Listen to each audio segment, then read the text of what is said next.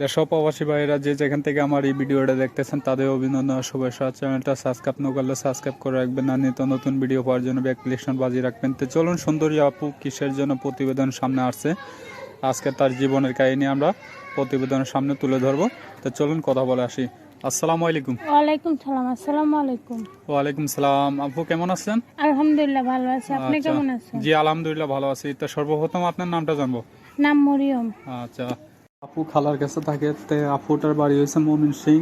আপু আপনি বর্তমান অবস্থা এখন কি কাজ করেন, বর্তমান অবস্থা এখন? সেলাই মেশিনে কাজ করি, মানুষের বাসাতে ভাড়া মেশিনে কাজ করি, মাসে 3,500 টাকা বেতন পাই ভাই। আচ্ছা, তো এখন আপনি যে বিবাহের জন্য অথবা প্রতিবেদনের সামনে আসছেন, কিসের মাধ্যমে, কিসের কারণে আসছেন?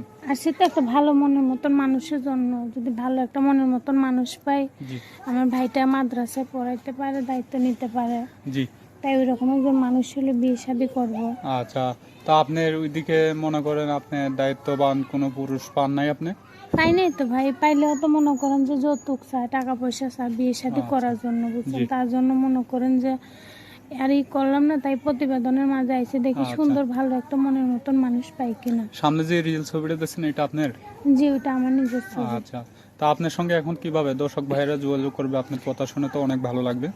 আমার সঙ্গে যোগাযোগ করবে, আমার ফোন নাম্বার আছে, ফোন নাম্বারে যোগাযোগ জি, করবে। আপনি পড়ালেখা করছিলেন? না ভাই, পড়ালেখা করি নাই, নামাজ গরিব কালাম পড়েন মানুষ। তো? হ্যাঁ আলহামদুলিল্লাহ, নামাজ তা কালাম আচ্ছা, পড়তে পারি। এই যে মাসে আপনি যে কাজ করেন, টেলারিং মেশিন এর কাজ করেন, এটা কি নিজের মেশিন? না ভাই, ভাড়া মেশিন করলাম না, মানুষের বাসাতে যে কাজ করি, 3,500 টাকা আচ্ছা, বেতন দেয়। তো আপনি যেখানে থাকেন, আপনি মিঠাবন বাড়িতে, আপনার ওইখানে কি আপনার জায়গা জমিন আছে কি, আপনার নিজস্ব বাড়ি ওইখানে? না ভাই, ওখানে বাসা ভাড়া থাকে, মাসে 1,500 টাকা ঘর ভাড়া। আচ্ছা আচ্ছা, তো আপনার সংসার চলে? আপনার ভাই আছে, আপনি আছেন, আপনার মা আছে?